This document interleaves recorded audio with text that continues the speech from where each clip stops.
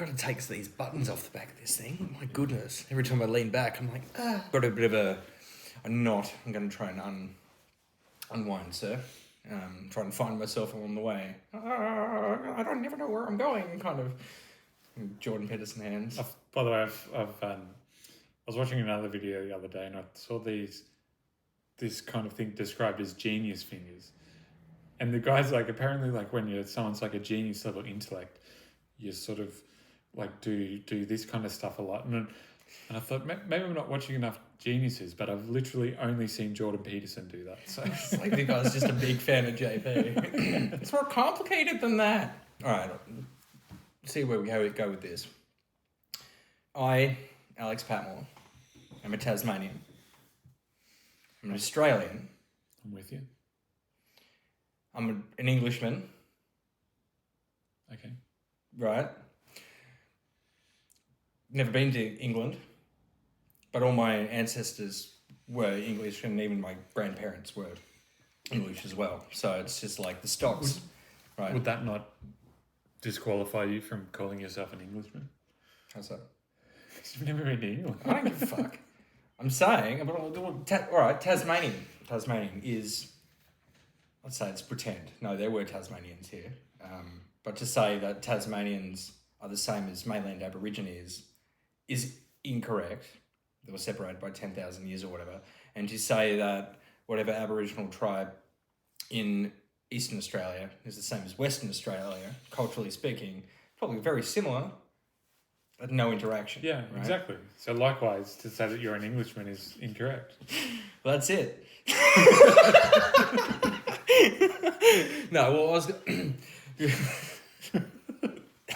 That's really funny, actually. I was coming into it being like, I really hope... What a great analogy. This is going to... Well, it's going to... It's like I'm either going to come in and prove my point, or I'm going to completely dismember it and I'm done. You are coming up against a master of logic. In myself. A logicologist. A logician. Yeah. But I mean, To continue. yeah, cultural identity is it's a funny thing because it's kind of where you want it to be. Like for example, like again, an undisputed Englishman, right? So, say flag of patron saint, St. George, patron saint of England, also an Englishman. Did you buy that specially for this? Yes. No. Martyr to Jesus Christ, an Englishman, and Son of God, also an Englishman. Just going to sit it not here. Oh, no, it's gone. Just make a cape out of it. Yeah. Well, that's all the permission I needed. Yeah, go team. But like where, now obviously that was a joke, but Which part? like, yeah, you're right, none of it was. I mean, like every single bit of it. But like, you have a modern day conception of got the English at the moment. That'll be different in 100 years, as at the moment the English are the minority in their top 5 big capital cities or whatever, and that's a small thing that's happened over 20 years. If you go back, before the Anglo-Saxons, well, then there were Romans there, and the Romans displaced the Celts, and the Celts displaced the Belbeaker peoples, and the Belbeaker peoples displaced the Eastern European hunter-gatherers. Yeah. The scary ones with blue eyes and, super elf powers or something. I don't know. Sure. And there was probably people before that as well. You just grab onto any thread at any point.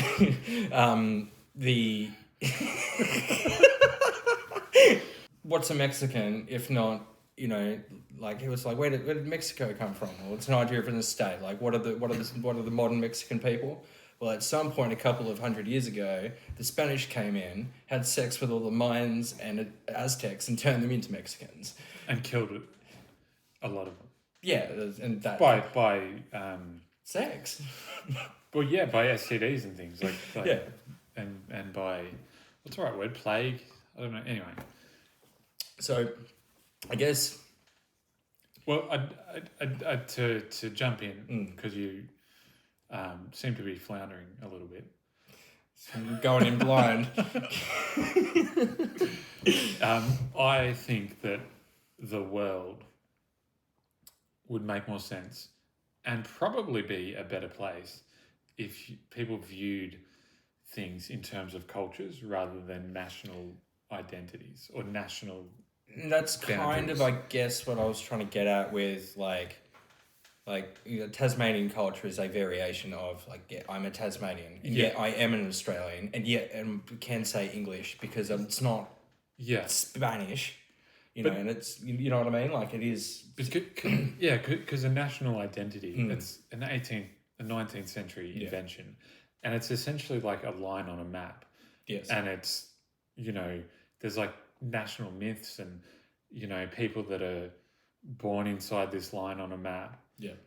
And they're of this national identity, and then there's a few things that are associated with that national identity. So, in Australia, it's like, the great myth is the, Gallipoli in World War One, and then,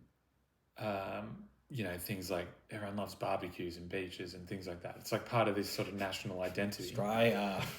But cultures and that's kind of very rigid. Like it doesn't just the way it's kind of structured, and you've got the national holidays and all that kind of stuff. Whereas if you look at things like in terms of cultures, a culture isn't a rigid thing. It's continually changing. Changing. And where you might have a culture that starts as something else, and then different peoples come in and sort of add to it and take the bits they like and take the bit they don't like, and eventually it sort of changes into something different. Well, it's like, an Englishman, it's like when they've come over after the Romans left, the Jutes, the Angles, and the other fellas. The Saxons, there we go, it's in the name. They had a practice of, having the burial mounds, for example, right? Yeah. And you get buried with a cup of beer and stuff. Well, I think it's fine. Yeah, it's sick. It's fucking rad, right? You look across the horizon and you see a bunch of hills. The Egyptians are giving people, like honey and their organs and... Yeah. What do you need your organs for in the afterlife? Not for... Take all that spaghetti out, They're giving them all this stuff, and the Saxons are just like, just give him some beer. Yeah, just, I'll be right. Just put his favourite cup in with him, And so when he goes and meets Odin or Woden or whatever in the Hall of Heroes and stuff, he's just like, I got my favourite cup. Yum yum yum, But it's not to say, culture's not important. I think it's very important, but it is ever changing. It's never fixed, and you might have actual displacements or deliberate attempts from certain groups or whatever, concurrently or through history to try and change a culture or just move peoples and that. And then that's maybe where we are here now. But it's like the people at the time, they were fucking cared about it. I came into this way more confident than that. Well, it is really a choice and it depends, I guess, how far you are removed from, the thing. If because you get places like Australia, Tasmania is part of that, or America, which are big cultural melting pots. Yeah, and actually, America's a good example because look at. The Spanish influence on the southern sort of states of the United States, or Cuban influence in Florida, and you wouldn't say they're more or less American, but you've got more of a space. But even as I was saying before, I've got a friend who is family is Filipino. They've been in Australia longer than I have. Yeah, they're Australian citizens. They're Australia, their barbecues and all that sort of thing.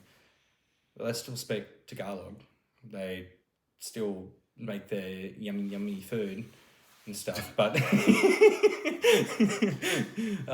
but you wouldn't say that's less or more Australian to do, because and again, Australia's something in constant flux. Like 50 years ago, 100 years ago, yes, it would have been more Anglicanized.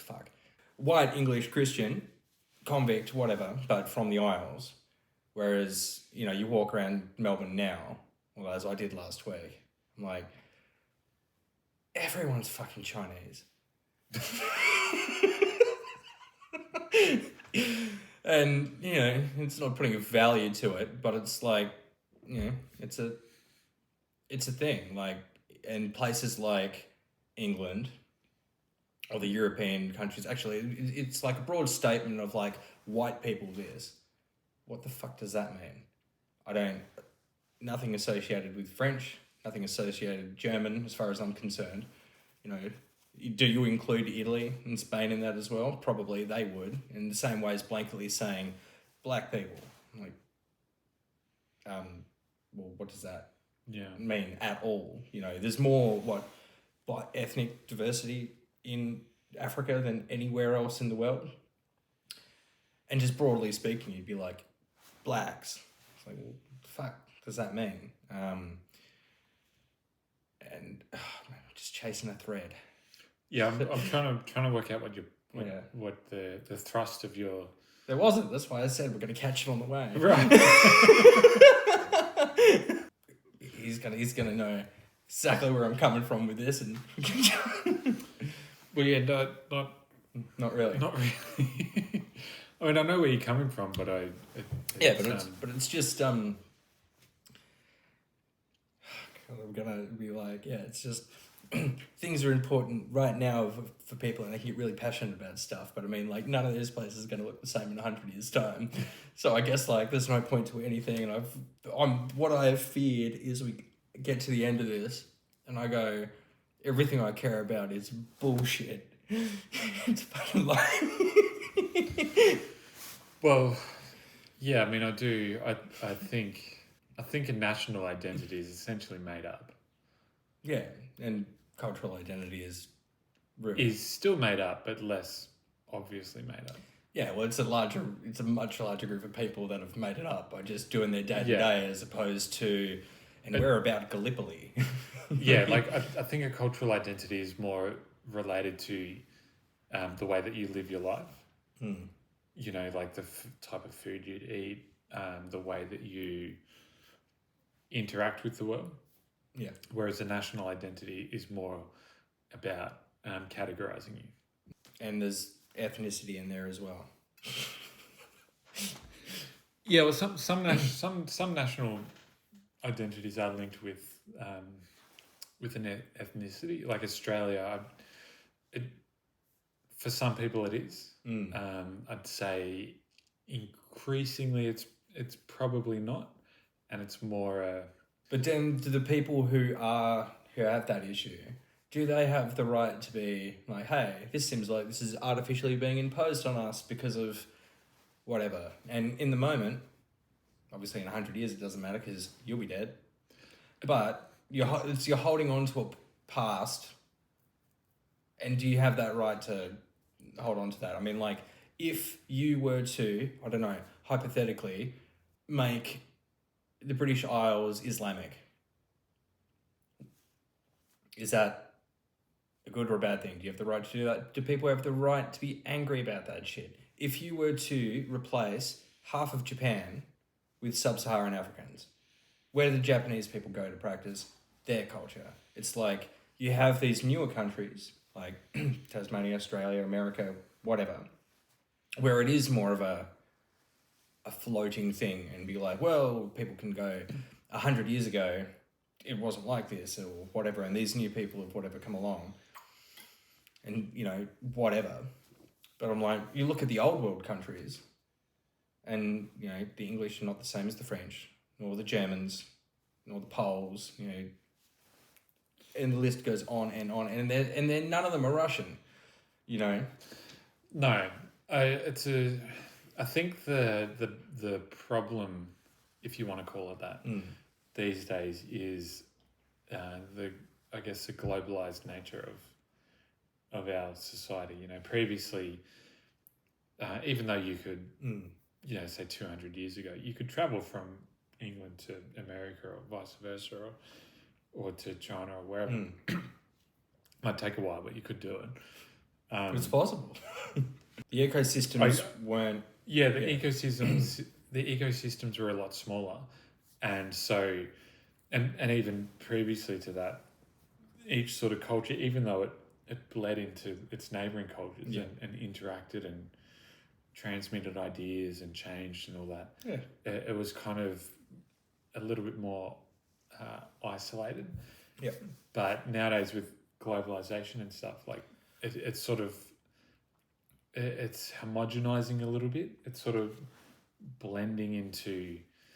It feel like it's gone straight up to a boil in a lot of areas, as opposed to a slow percolation throughout history and generations. Yeah, and because it's never been easier. If you want to go live somewhere, it's never been easier to go do that. Yeah.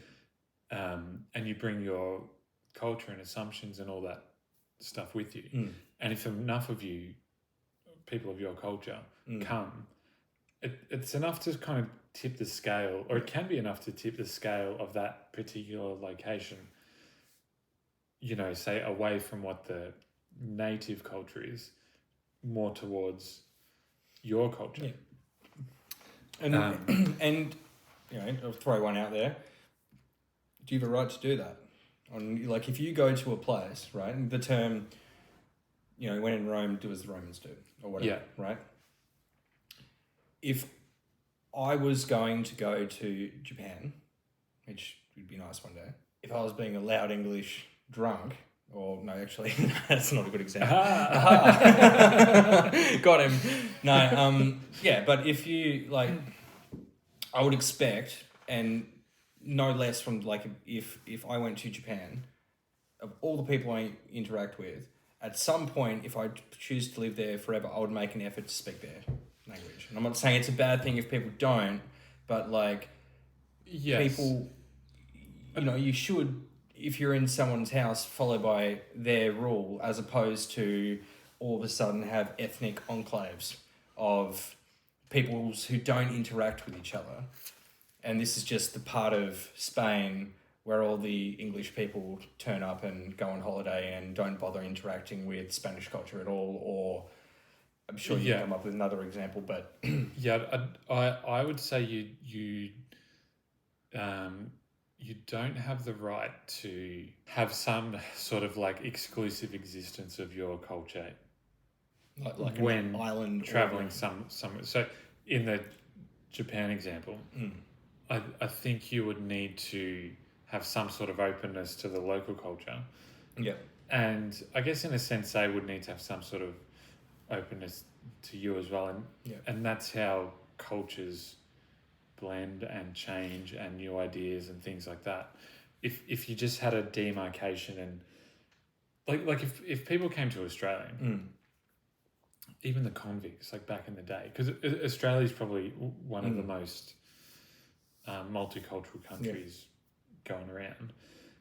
If the convicts come in, and then you've got, say, English convicts come in, and then Irish convicts, and you're beating these towns, it's like the Irish live there, the English live there. Yep.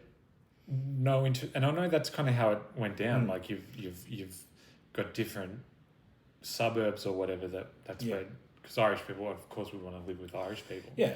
But if it was like, no, you can't interact, and then you've got maybe Italians coming in, whatever, people, and now these days, like people from China, people from wherever. And if you start sort of separating it like that, one, it creates a weird sort of... There's a tension, It creates a tension. Yeah. But also it doesn't... If the cultures can't mingle, it doesn't develop anything, and you just create this... It's essentially, it's what the ghettos were. Sort of the Jewish ghettos, like, pre-World War One, where it's like the Jews can live... They can't go over here, you're not allowed to go over there, you're not allowed to do this, you're not allowed to sell stuff to a Christian. You've got your a few city blocks and just stay in there and that's it. Do your thing. I mean, yeah. Again, emphasize Australia is a melting pot as well. And it's literally like that now. Like you go up to Queensland, it's like this is where all the Vietnamese people live. This is where all the Wogs live here. And it's because of all the or you've literally Chinatown, right? Yeah. And it's like these places have come in and they've been established at certain points when there have been large waves of migrations from whatever. But you see a lot of issues at the moment where you've got people who don't want to, there's no integration.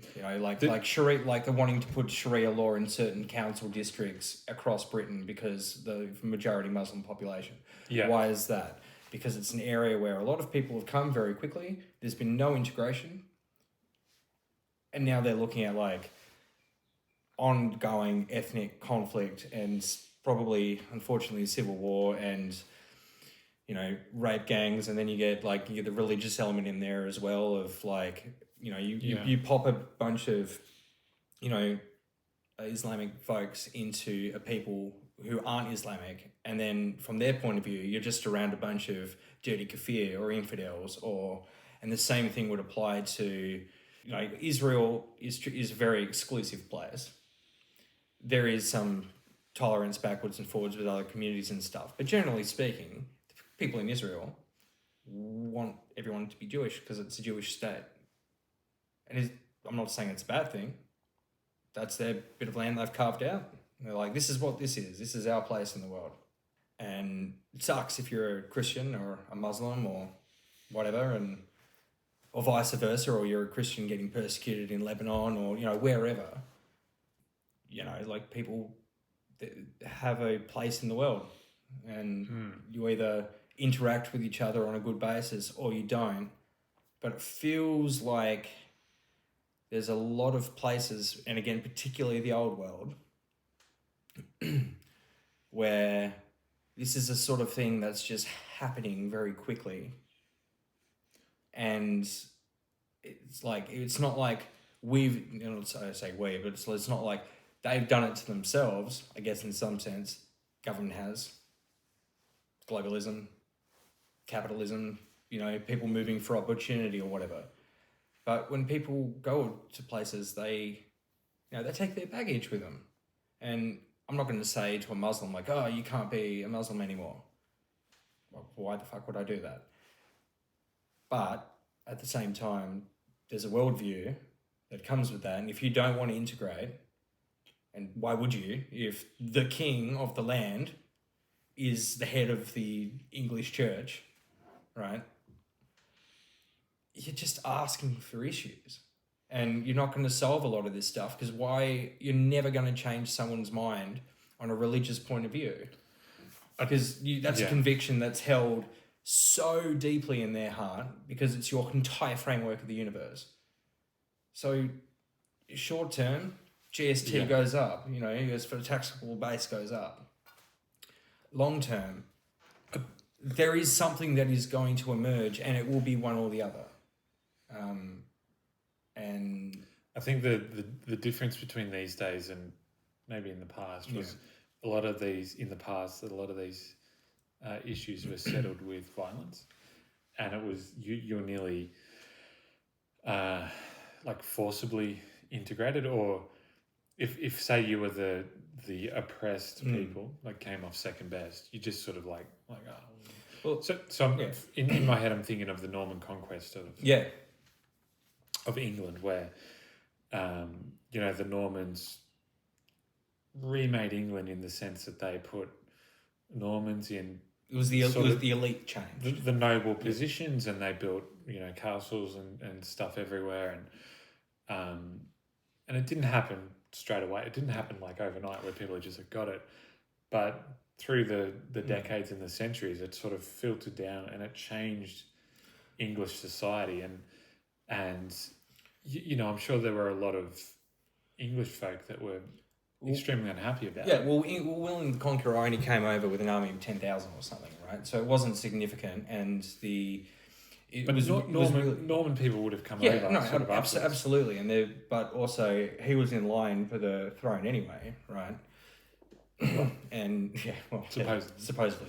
So, but it was mainly an elite change, but there wasn't a massive ethnic change that happened when the Normans came over, as opposed to the Saxons from the Gallic peoples are more distinct than the Anglo-Saxons. Like, there is a big difference there. And the Roman Brittany, same thing. Normans, it was an elite change. Yeah. So there was a cultural change that happened on top of it, but it's different than all of a sudden, you literally just got like Islamic London now. Yeah, but it's like the reverse of that. So if you to compare the two situations, London, right?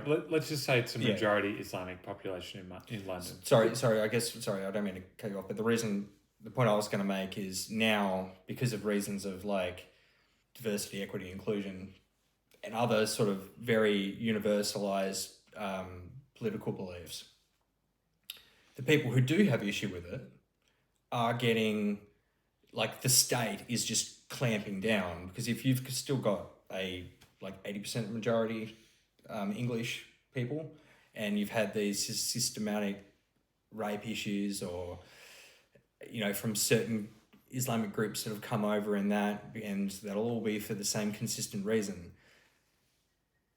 There's a two-tieredness that's happening, because you kind of need to keep the lid on it, because no matter how many in a modern day sense, police officers or whatever you've got, if you genuinely had everyone sort of stand up and go, we're not going to put up with this anymore, there's nothing the state that can do about it.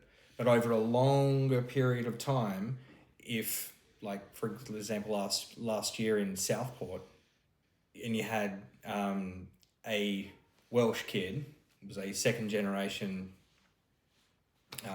Muslim character, who went in and chopped up like 20 kids with a machete at a Taylor Swift concert.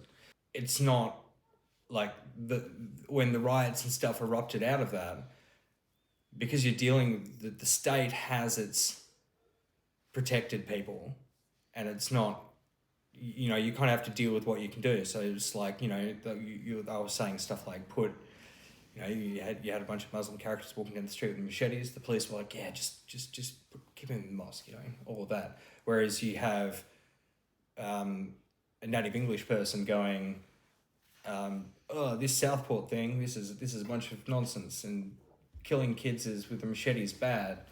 There are hundreds of people that are in jail for 2 years for this shit.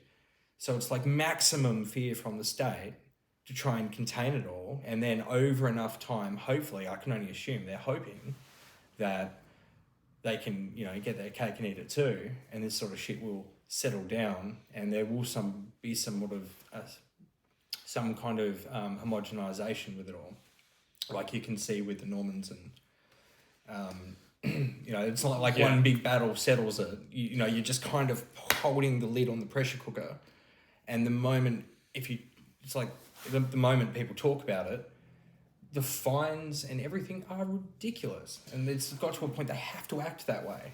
Yeah, but what I guess... You know what I'm saying? Yeah, I do, and the point I was making is that it might be a similar situation in that even though it was an elite change, they did enact that change with force, and building castles. You can think of that as like a police thing. That was their method of it's a stamp control on the land. Yeah, that was how, and it was a medieval innovation, and it was that's how they controlled the local populace through the strength and power of each castle, and they built them at a rapid rate. And so you're saying the equivalent would be like the English Bobby and state today is the equivalent of some of those terrifying but beautiful fortresses in Northern Ireland kind of thing. It could be, yeah.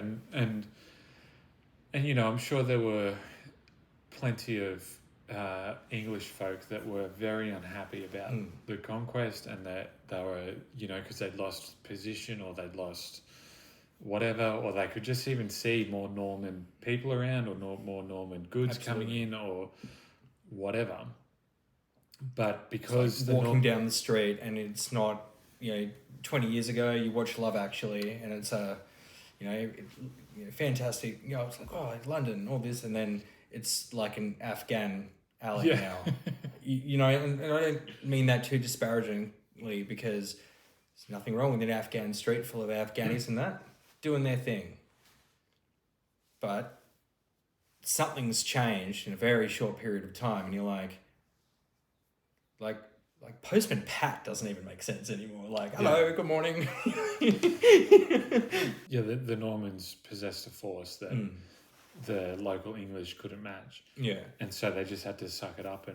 But because they sort of sucked it up, and I'm sure there were little riots and things along the way, but because they... I thought you said riots for a second, like, whoa! Because they sucked it up and just sort of essentially lived with it. There was this sort of cultural exchange that happened where... or they didn't, and it's generational. Yeah, and bit by bit it sort of fused together to create what we now think of as English culture.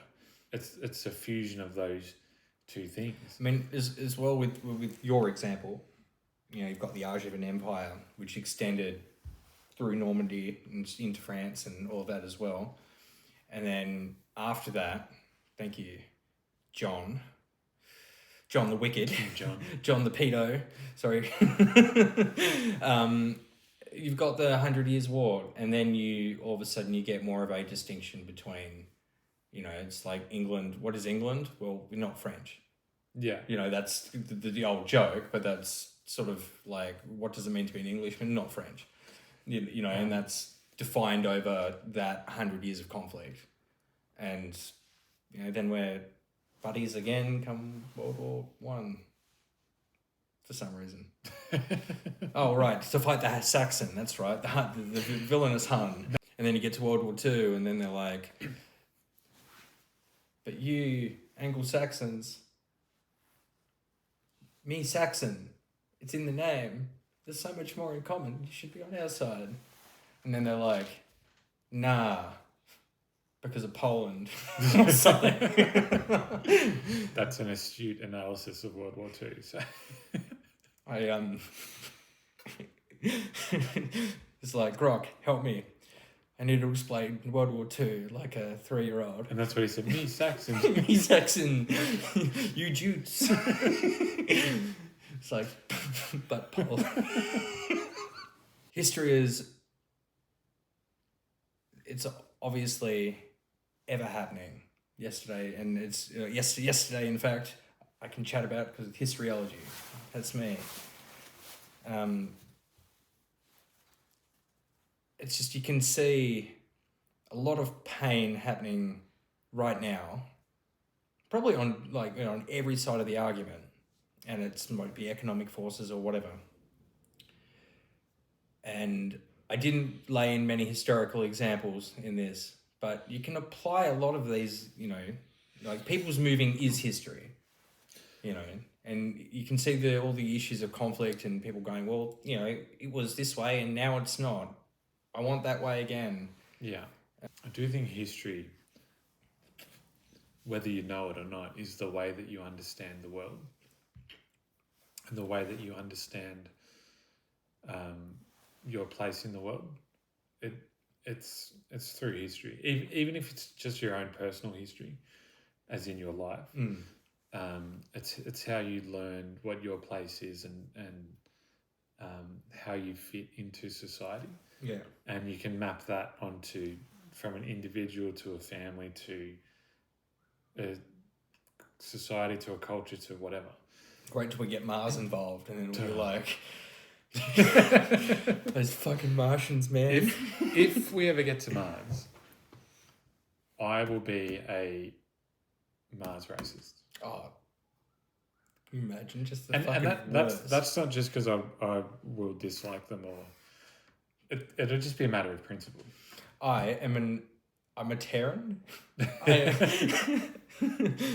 I'm no Aries for me, thank you. Fuck off, Mars. Get out of here. Yeah. And I've see a bit of sci-fi, and it seems quite fun to be racist to essentially people that are exactly, and it's not even like an ethnic difference or whatever. It's just exactly the same people, but they live on Mars, so why not be racist? Well, yes, that was the conclusion I was reaching.